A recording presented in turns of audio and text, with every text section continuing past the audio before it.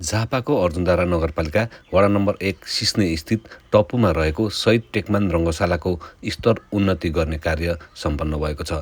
रङ्गशाला निर्माण तथा व्यवस्थापन समितिको पहलमा खेलमैदान सम्याउने, पुर्ने, संरक्षण गर्ने लगायतका कामहरू भएका हुन्।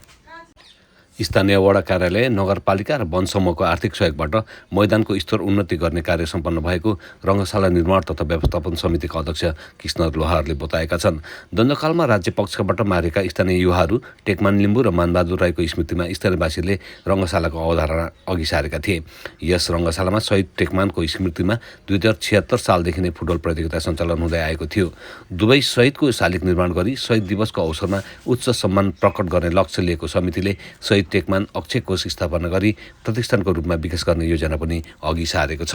विशेष गरेर स्तर उन्नतिको काममा लागिरहेको छौँ।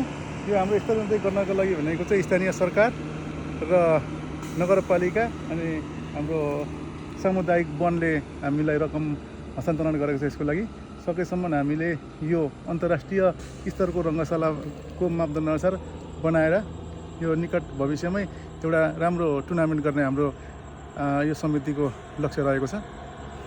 यो शहीद टेकमान रङ्गशाला यो 2069 सालमा हाम्रो यहाँ दुईजना टेकमान लिम्बू र मानबहादुर राईको स्मृतिमा बनाएको रङ्गशाला हो।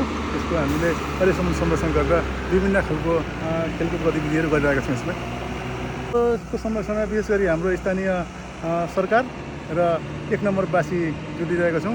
यसमा पनि हामीले यो यसपालिको निकट समयमै दसैँको लक्ष्य राखेर संयुक्त रूपमा 1 नम्बर, 2 नम्बर र 3 नम्बरले आयोजना गर्ने फुटबल प्रतियोगिता हामीले यसपालि चाहिँ यो 1 नम्बरमा सञ्चालन गर्नको लागि यो हामीले सम्पूर्ण प्रक्रियाहरू हामीले अघि बढाएका हौँ।